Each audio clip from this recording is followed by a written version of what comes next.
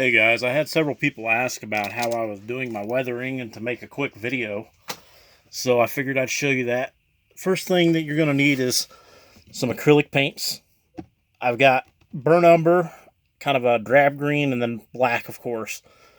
I'm going to need a spray bottle just with water in it, chip brush, cheap paintbrush, and then a rag.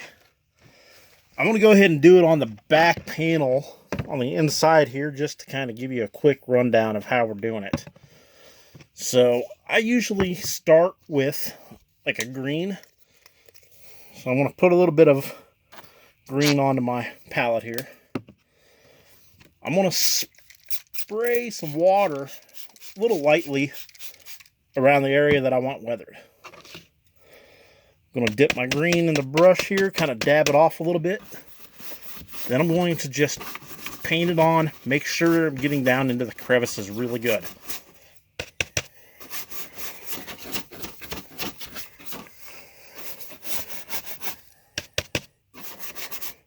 And I mean, you don't necessarily have to be perfect in it. I mean, imperfection is kind of the art of weathering. You don't want anything too uniform.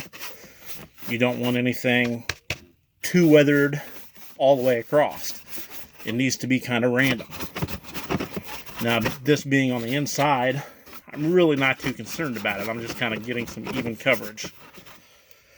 So now that I've got the green on there, just take your rag and just start wiping it off.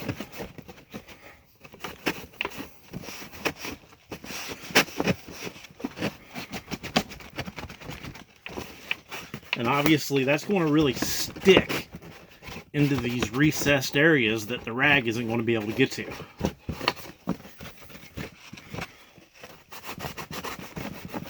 And if you want to get more off that's not coming off, just apply a little more water. And see, it comes right off.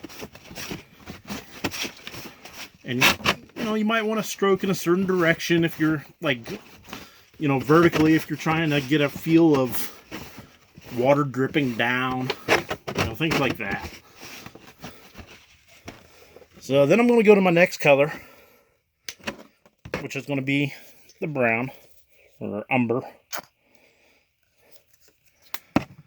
Don't forget again to spray it down. And I'm not cleaning my brush or anything. I'm just doing the exact same thing.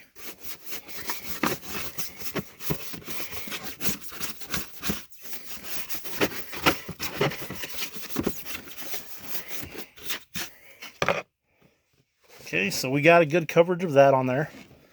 And we'll start wiping it off again.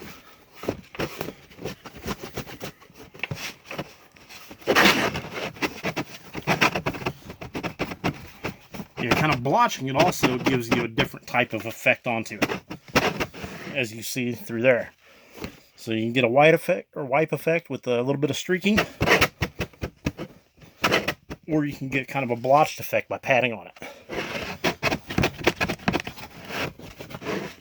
So looks pretty good to me.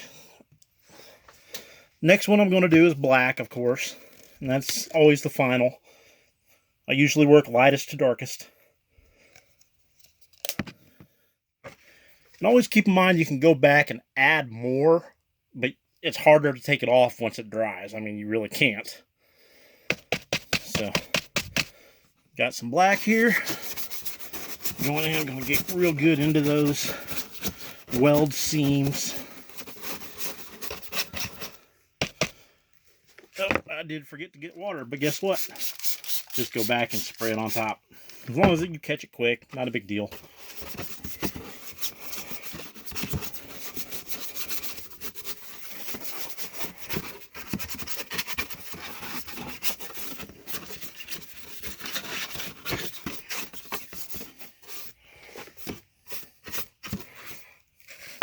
Okay. Now, and the longer you give it, the harder it's going to be to wipe down. So that's why you see I'm doing it right away.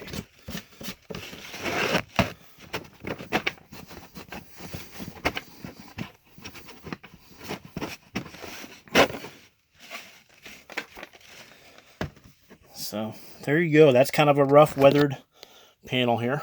I mean, as you see, it's down into the nooks and crannies really good. Real grungy behind the areas there. So this is what I would say is a pretty well authentic weathered piece.